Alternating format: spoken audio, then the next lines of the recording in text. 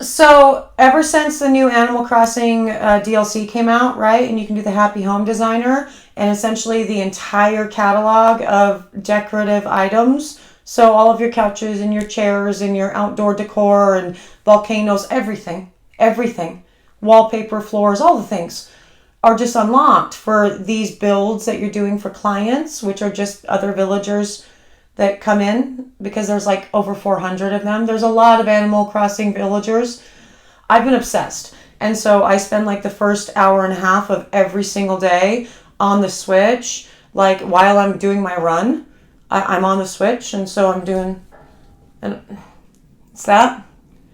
It's a lot. Haven't fallen yet. So that's been good. And I'm doing a little build in order to unlock some more things so I can decorate my island, all the things. Anyway, point is, last night I was trying to delete a couple people off of my island. It's like, because I use the kids' old Switch, right?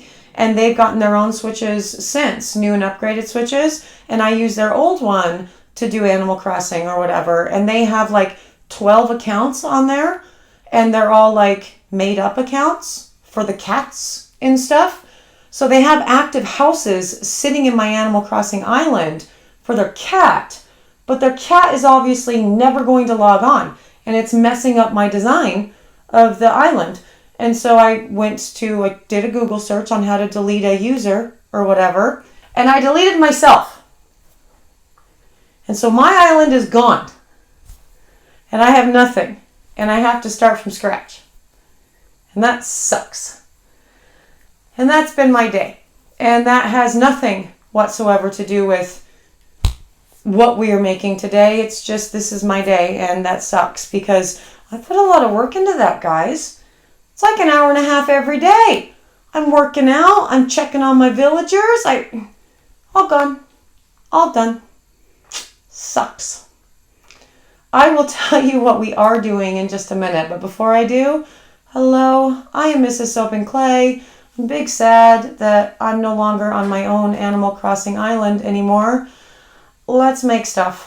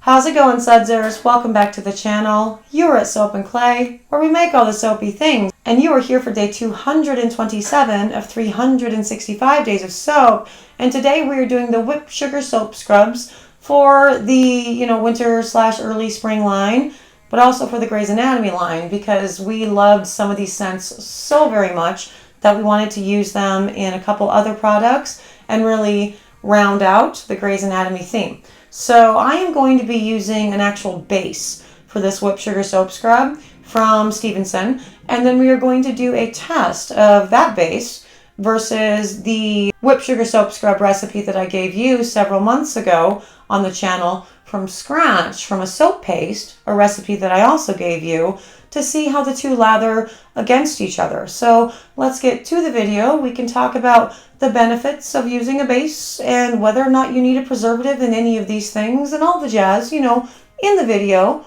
while we make the whipped sugar soap scrubs. Happy Saturday. You want to know what's funny?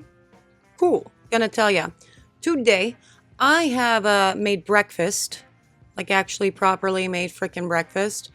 Eggs and waffles, strawberries. I have made lunch, like actually properly cooked freaking lunch.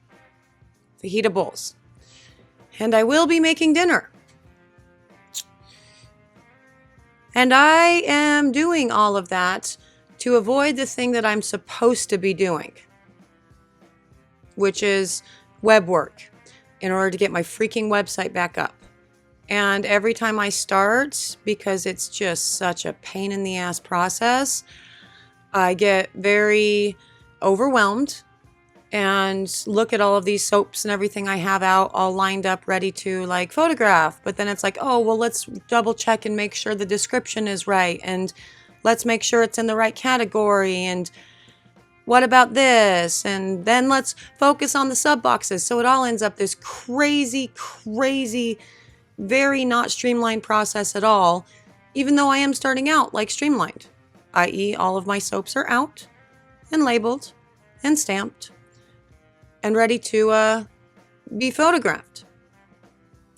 And I'm just shooting myself in the foot. And so I get very overwhelmed and I decide to go do things like cook. I'm going to cook 3 meals today. Like, this is just, it's cuckoo bananas. Anyway, that's my Saturday. How's yours? It's cool. We are making whipped sugar soap scrubs for the spring line and using, well, 4 of the scents actually from the Grey's Anatomy line. I think I'm only showing you 3, but I wanted 4 because I liked all of these scents.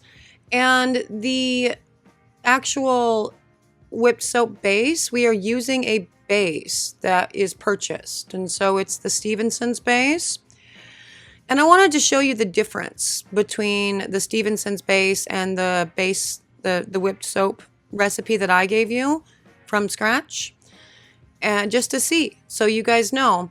And also I had a bunch of base that I wanted to get rid of because I'm tired of using it. And also I was showing throughout all of this the Soapprentice why her very good ideas regarding filling the containers with the whipped soap, while it's a very good idea, I'm showing her why it's not a good use of time. Now, this was one of her ideas because we have one of these guys hanging out in the shop, and she's like, well, how about we use this so then the outside doesn't get dirty, right? And you don't have to clean out off the outside. I'm like, sure. So first, you saw how long it took me to actually fill this guy. Very long time. Now you're seeing how long it takes me to actually fill the container. Oh, and also this little, you know, whatever in the hell this thing is called, guy, is only enough for almost 1 full-size jar. So that's a no. That is a no. And then we went ahead and filled a piping bag. Now, granted, there are bigger piping bags, and I do have giant piping bags, like the reusable canvas type, but they were all dirty from other things that we were doing. So I just pulled one of these guys off the shelf just to also show her, yeah, piping bag option too, but you get messy throughout the process and you can still only get so much in a piping bag, and you have to fill up the piping bag in order to then fill up the container. And so it's just, again, it's a time waste. Oh, also for this recipe, if you want to go back and look at the recipe that I gave you for my whipped sugar soap scrub to get the actual amounts, it's the same as far as the whipped soap is concerned. So it's like a pound of whipped soap and a pound of sugar and anywhere between half an ounce and a full ounce of a lightweight oil. And then your scents per the scents, you know, usage rates and how much you want the things to smell. So I'm using the exact same ratios as far as sugar and oils and whatnot go for the Stephenson's base as I did for the recipe I gave you from scratch. So there's also that. And so, yeah, as you can see, the bag, it can work too, but it takes such a very long time to load the bag, and then you end up getting it all over your hands, and so that's a big pain. Whereas with this, you're not getting anything on your hands. Are you getting it on the sides of the thing? Yeah, you sure are. But all of your products end up getting labeled anyway, right? And so just for due diligence, before you put the lids on, you're going to wipe everything down anyway, just for in case. And then you're going to give the actual containers, after they have the lids on, another wipe down to make sure that your labels adhere nicely. And so it's like, why not just do it this way? It's much easier to fill the containers like this than it is to, fill the piping bags or whatever and go from there. That's just my hot take on it. Also, when I make whipped sugar soap scrubs, I make a veritable crap ton of them. So I don't really have time to continue going back and filling and refilling a piping bag. And the first time that you have to refill it, it's already gonzo's. It's sticky and it's annoying, and you can use a spatula. It doesn't matter. So, yeah, that's just my thinking on this. And I don't remember which this is, what color, what scent this color is. I think I do show, maybe at the end of all of this, what all the scents are that I hope I do, actually, because the aforementioned everything is a disaster around here. My recipe book is missing in action, and that's where I wrote the scents down, and I need that to do that, again, aforementioned web work. So, yeah. All right, anyway, yeah, as I said, my hot take, just slop it into your containers. Try not to make a huge mess and wipe up the mess that you did make. Now let's go check out the lather on these. Okay, now on to the test, and I guess it's not just a lather test, it's also going to be an exfoliation test. So this is the whipped sugar soap that's the recipe that I gave you from scratch, right? And this particular container has also sat since I did that, and that was quite a long time ago. As you can see, it's very firm in there. There is no slooping around, which is nice. This one, it's very not firm. It's very sloopy. The Stephenson's base, I have not found it to ever hold up very well. So easily pourable if that's what you're wanting. So that's great. You can definitely achieve that. It pours out like nobody's business. And the exfoliation, it's very nice. It has a nice grit to it for sure. Absolutely. Now, if you used a castor sugar in this, that would be gentle enough to use on all body parts. Otherwise, just stick to regular body for this.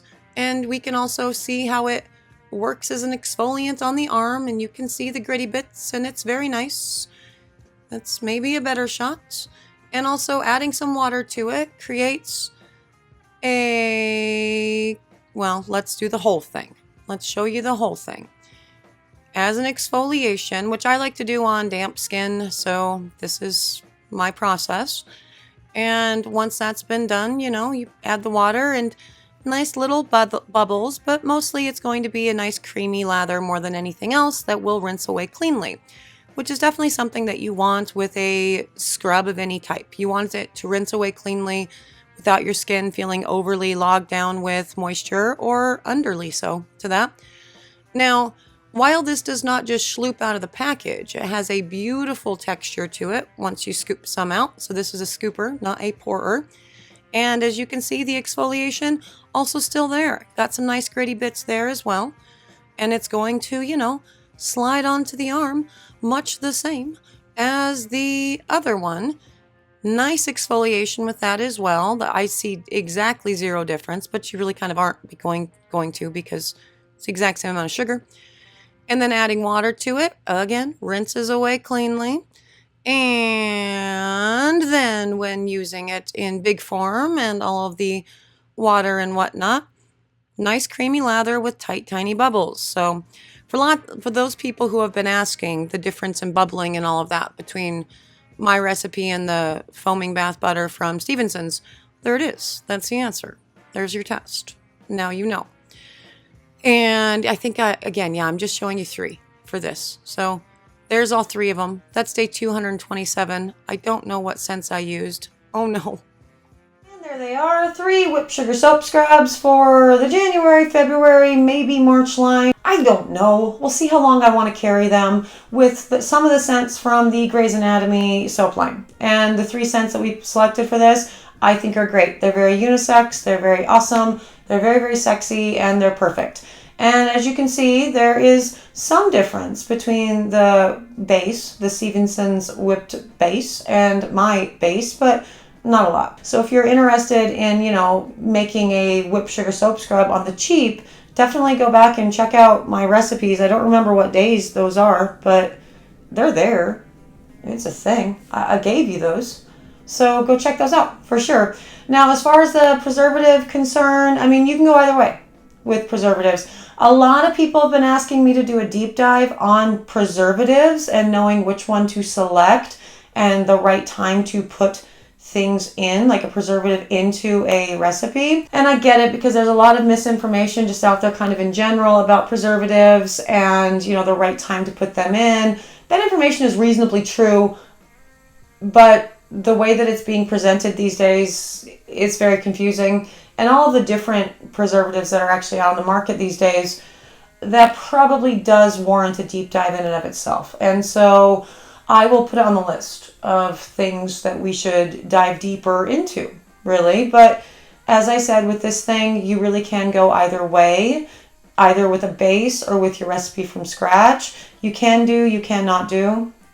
Either way, it's ultimately up to the end user. If you tell the end user not to use it in the shower, don't let it get in contact with water, then you've covered your own booty, right? If you want to ensure that your booty is covered, even though they, violate the things that you put on your label and your instructions for use, yeah, put a preservative in, for sure. Why not? It's a good time. Yes. If you're interested in seeing the last, I think, 2 products that we do for the Graze line before we actually launch everything on the website, subscribe, follow, do the things. Yes, for those of you who have subscribed and followed and clicked bells and done the things, hey, thank you, Sudzers. You're amazing, and I love you. Thank you so much for joining me for another round of 365 Days of Soap. I'm out of here for today. I gotta go rebuild my Animal Crossing island. But I'll see you guys all again tomorrow for another round of soapy fun. Bye.